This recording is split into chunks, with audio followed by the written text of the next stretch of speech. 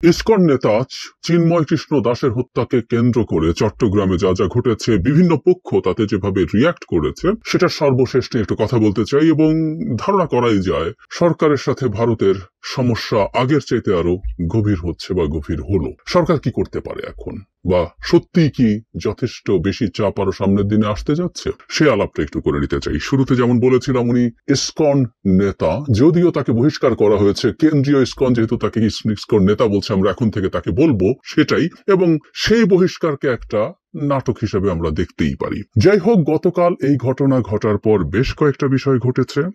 একটা হচ্ছে বাংলাদেশে চিন্ময় দাসকে গ্রেফতার করার পর ভারতের পররাষ্ট্র মন্ত্রণালয় একটা স্টেটমেন্ট দিয়েছিল। সরকার বা বাংলাদেশের পররাষ্ট্র মন্ত্রণালয় সেটাকে কন্ডেম করেছে, সেটার প্রতিবাদ জানিয়েছে। আমি হুবহু একটু পড়তে চাই। এবং ডক্টর ইউনূসের সরকারের সময় এই একটা জিনিস যখনই হয়, তখন আমাদের নিজেদেরকে একটা সার্বভৌম রাষ্ট্রের নাগরিক বলে মনে হয়। আগেও বলেছি, আবার একটু যোগ করে রাখতে চাই, খুবই রেভলিউশনারি কিছু না, এগুলো খুবই স্বাভাবিক ব্যাপার। কিন্তু আগে যেহেতু আমাদের এখানে একটা সেবাদাসী ছিল ভারতের, আমাদের এখানে তথাকথিত সরকার প্রধান হিসাবে, এবং বাংলাদেশকে তিনি ভারতের কলোনিতে পরিণত করেছিলেন, তাই এ ধরনের বিষয় আমাদেরকে একটু অবাকই করে। কিন্তু রাইটলি এটা করেছেন, কিন্তু স্বাভাবিকভাবে ভারত এটা পছন্দ করবে না। আসবো সে জায়গায়, কিন্তু কি বলা হয়েছে মন্তব্যে, স্টেটমেন্টে, সেটা একটু পড়ি। বাংলাদেশের পররাষ্ট্র মন্ত্রণালয় বিবৃতিতে বলছে, ভারতের পররাষ্ট্র মন্ত্রণালয়ের বিবৃতিটি বাংলাদেশ সরকারের দৃষ্টিগোচর হয়েছে। এমন একটি বিষয় নিয়ে এই বিবৃতি দেওয়া হয়েছে যা বাংলাদেশের অভ্যন্তরীণ বিষয়। আমাদের মনে থাকার কথা, শেখ হাসিনা বাংলাদেশকে যাতা করে ফেলছে, ভারত তখন সব বাংলাদেশের অভ্যন্তরীণ বিষয় বলতো। আই ক্যান ক্লিয়ারলি রিমেম্বার, আপনারাদেরও নিশ্চয়ই মনে আছে, যখনই ভারতের ব্রিফিং হতো জিজ্ঞেস করতো অভ্যন্তরীণ বিষয়। বিবৃতিতে বলা হয়েছে, ভারতের পররাষ্ট্র মন্ত্রণালয়ের নির্দিষ্ট অভিযোগের ভিত্তিতে চিন্ময় কৃষ্ণ দাসকে গ্রেফতার করা হয়েছে উল্লেখ করে পররাষ্ট্র মন্ত্রণালয় বলছে, এরপর অত্যন্ত হতাশা ও গভীর দুঃখের সঙ্গে সরকার লক্ষ্য করছে চিন্ময় কৃষ্ণ দাসকে গ্রেফতার করার ঘটনায় কিছু মহল ভুলভাবে তুলে ধরছে। ভারতের এ ধরনের ভিত্তিহীন বিবৃতি শুধু সত্যকে ভুলভাবে তুলে ধরছে না, পাশাপাশি দুই প্রতিবেশী দেশের বন্ধুত্ব বোঝাপড়ার চেতনারও পরিপন্থী। পররাষ্ট্র মন্ত্রণালয় বলছে, দেশের সব ধর্মের মানুষের মধ্যে বিদ্যমান সম্প্রীতি ও অসাম্প্রদায়িক দেশ গড়তে সরকারের যে প্রতিশ্রুতি ও প্রচেষ্টা, ভারতের বিবৃতিতে তা প্রতিফলিত হয়নি। বাংলাদেশের জনগণের উপর গুরুতর মানবাধিকার লঙ্ঘনের বিচারহীনতার যে ধারা চলে আসছিল, তার সমাপ্তি টানতে সরকার দৃঢ় প্রতিজ্ঞ, এবং সংখ্যাগুরু ও সংখ্যালঘুদের এই একই নজরে দেখা হয়। ভারতের বিবৃতিতে এসব সম্পূর্ণ উপেক্ষিত হয়েছে। তারপর তিনি সব ক্ষেত্রেই সবার আচার আচরণ, ধর্মীয় সবকিছু পালন করার সুযোগ আছে। এরপর বলছেন, সব নাগরিকের, বিশেষ করে ধর্মীয় সংখ্যালঘুদের নিরাপত্তা নিশ্চিত করা বাংলাদেশ সরকারের একটি দায়িত্ব। গত মাসে বাংলাদেশ শান্তিপূর্ণভাবে দুর্গাপূজা পালনের মাধ্যমে এটি প্রমাণিত হয়েছে, এবং সরকার বিচার বিভাগে হস্তক্ষেপ করে না, এবং এটা একটা বিচারাধীন বিষয়, ইত্যাদি ইত্যাদি বলা হয়েছে। মঙ্গলবার সাইফুল ইসলাম নামে যে আইনজীবীকে হত্যা করা হয়েছে সেটার উল্লেখ করা হয়েছে। এখানে কয়েকটা, জনাব সাইফুল ইসলামকে যে হত্যা করা হয়েছে, এখানে কয়েকটা জিনিস সরকারকে একটু দ্রুত করা দরকার। মানে এই হত্যাটাকে হত্যা হিসাবে দেখতে হবে, এবং দেশে প্রকাশ্য দিবালোকে কোর্ট প্রাঙ্গণে এই ঘটনা ঘটানো হয়েছে। যারা ঘটিয়েছে, আমরা এর মধ্যে মিডিয়াতে অনেকগুলো ছবি দেখেছি, ধারালো অস্ত্র হাতে লোকজন ঘুরে বেড়াচ্ছে, এবং তারাই এটা করেছে মনে করা যৌক্তিক কারণ আছে। সরকারের উচিত হবে খুব দ্রুত দায়ী ব্যক্তিদের ধরে ফেলা, এটাকে কোনোভাবেই বাড়তে দেওয়া যাবে না। মানে হিন্দু মুসলিম দাঙ্গার একটা পরিস্থিতি তৈরি হয়েছে, সেই পরিস্থিতির কারণে এই ঘটনার সঠিক বিচার ঠিকঠাক মতো হবে না, এটা হতে পারে না। সরকারের অ্যাকশন খুব ভালোভাবে চলতে হবে, এটা নিয়ে কোনো কনফিউশন রাখার দরকার নেই।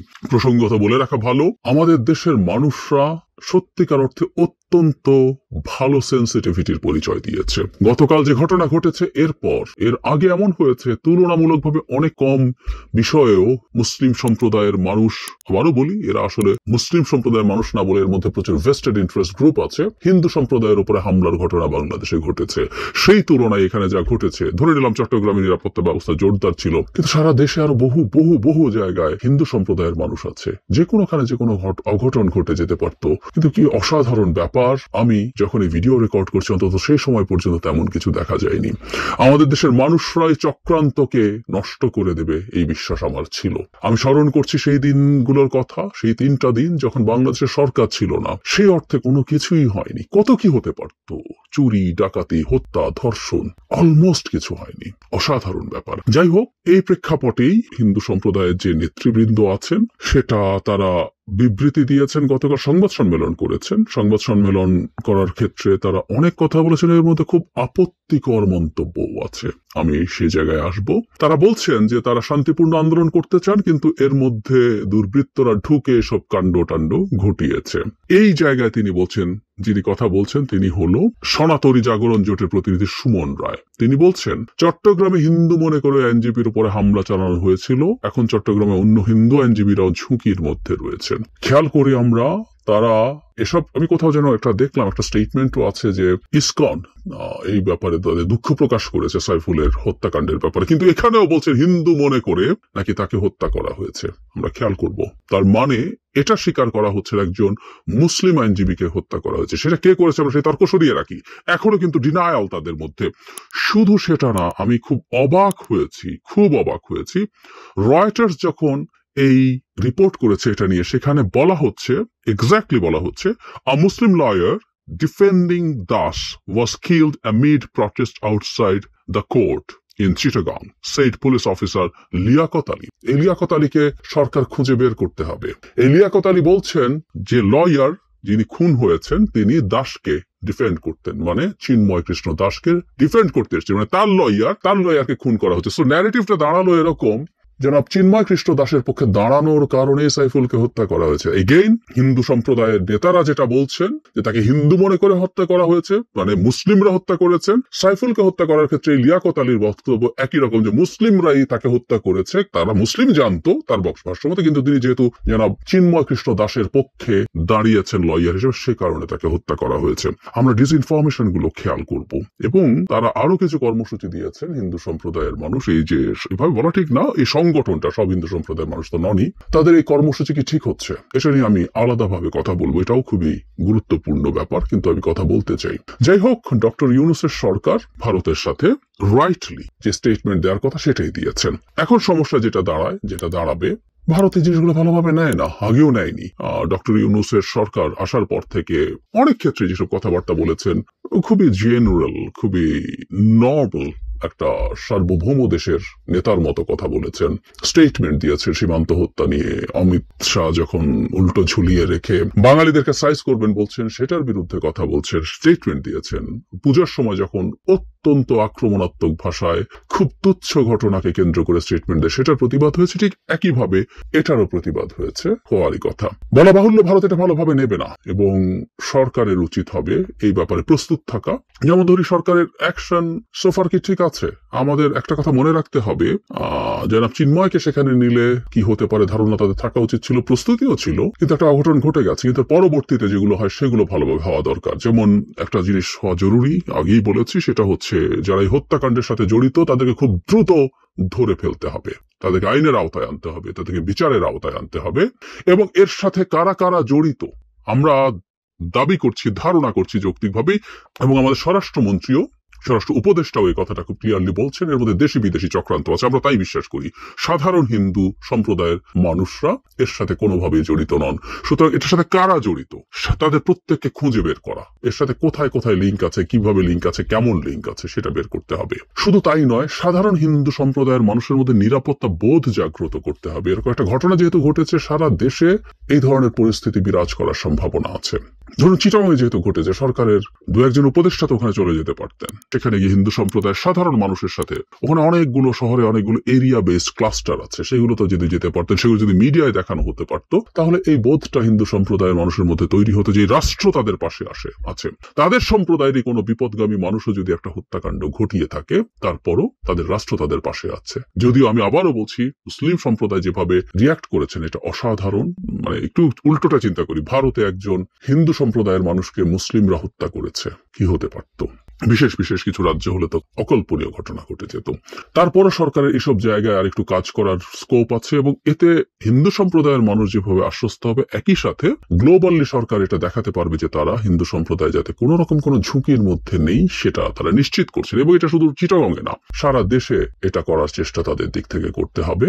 এবং আমি ব্যক্তিগতভাবে মনে করি, জনাব চিন্ময় কি কাজ করেছেন, কেন তাকে গ্রেফতার করা হয়েছে, মানে তাকে যে রাষ্ট্রদ্রোহ মামলায় গ্রেফতার করা হয়েছে, আমি নিশ্চিত নিশ্চিত নই সেটা কোনটা। অনেকে বলছে সেটা ওই যে পতাকার ঘটনাটা, জাতীয় পতাকার উপরে যে ইসকনের পতাকা ছিল, সেটা বিএনপির একজন নেতা মামলা করেছিল, পরে তাকে বহিষ্কারও করেছিল বিএনপি। এর যদি সেই মামলা হয়ে থাকে, এই রাষ্ট্রদ্রোহ মামলাটা আমি ব্যক্তিগতভাবে মনে করি যে এটা আসলে, এইটাকে আমি রাষ্ট্রদ্রোহ, গ্রেফতার, এত কিছু ঘটনার মতো বিষয় মনে করি না। হয়তোবা সরকারের কাছে আর অনেক তথ্য আছে, কিন্তু যেহেতু একটা মামলা আছে, সরকার এই মামলার অধীনে তাকে ধরেছেন। কিন্তু আমি মনে করি এটা ভালো হতো তার বিরুদ্ধে সুনির্দিষ্ট যে গর্হিত অভিযোগ বা অপরাধের অভিযোগ আছে, সেটার ভিত্তিতেই তার বিরুদ্ধে মামলা করাটাই সবচেয়ে ভালো হতো। আমি নিশ্চিত যে সরকার এটা ওজন করেই করে। কিন্তু এখন জরুরি ব্যাপার হচ্ছে, এই ব্যাপারে যেহেতু ঘটনায় যেহেতু নেমে গেল, সরকারের উপদেষ্টা স্টেটমেন্ট দিয়েছেন জনাব আসিফ, আমার আগের একটা ভিডিওতে বলেছি যে তাকে রাষ্ট্রদ্রোহের কারণে গ্রেফতার করা হয়েছে। সরকারের স্ট্যান্সটা নিয়েছে এবং সাম্প্রতিক সময় ইসকন সংগঠনটার কার্যক্রম বা কর্মকাণ্ড নিয়ে বেশ আলোচনা এবং সমালোচনা আছে। সুতরাং সরকারের এই পদক্ষেপের মাধ্যমে এই সংস্থাটার কর্মকাণ্ড খতিয়ে দেখা দরকার। অনেকে দেখলাম স্ট্রেইট অ্যাওয়ে ইসকন বন্ধ করে দিতে হবে। আমি মনে করি এরকম কোনো পদক্ষেপ এই মুহূর্তে সরকারের নেওয়া কোনোভাবেই উচিত হবে না। কিন্তু তাদেরকে হিসেব নিকাশের মধ্যে তাদেরকে একটু ইনভেস্টিগেট করা দরকার, তারা এক্স্যাক্টলি কি করছেন। পৃথিবীতে নানা রকম মুখোশ রেখে অনেক সংগঠন অনেক কাজ করে, যেগুলো আসলে সবসময় সেই দেশের জন্য ভালো কিছু না। সুতরাং ইসকনের যে আনুষ্ঠানিক পরিচয় আছে, তার বাইরেও তারা কোনো কিছুতে ইনভলভ কিনা বাংলাদেশে, সেটা একটু খতিয়ে দেখা তো দরকার আছে। এগুলো করা এবং এগুলো তথ্যপাত্রের ভিত্তিতে যদি সরকার এগুলোকে এস্টাবলিশ করতে পারে, তাহলে সরকার সব ক্ষেত্রে, এমনকি ভারতেরও, আমি বারবার বলছি, ভারতের শুধু সরকার বা রাজনৈতিক দলগুলো না, ভারতের মিডিয়া, ভারতের সিভিল সোসাইটি এবং আদার সিটিজেনের সাথেও সরকার এগুলোর ভিত্তিতে যোগাযোগ করা দরকার। তাতে ওদের সমাজে অন্তত এই বাস্তবতা নিশ্চিত হয় যে বাংলাদেশ হিন্দু সম্প্রদায়ের অধিকার নিয়ে কাজ করার কারণেই শুধুমাত্র কাউকে গ্রেফতার করেছে। এটা একেবারেই ঠিক না। একজন অপরাধীকে অপরাধী হিসেবেই দেখা দরকার, সেই হিসেবেই তার উপরে এটা হয়েছে। কিন্তু বারবার বলছে এটাকে প্রতিষ্ঠিত করতে পারতে হবে তথ্যপত্র এবং যুক্তির মাধ্যমে, না হয় এটা আসলে খুব প্রোপাগান্ডার মতোই মনে হবে। এটা সব সরকারই এভাবে বলে, অপরাধীর কোনো দল নাই, সুতরাং একই রকম শোনাবে। এই সরকারকে তার এই ডিফারেন্সের জায়গাটা নিশ্চিত করতে হবে।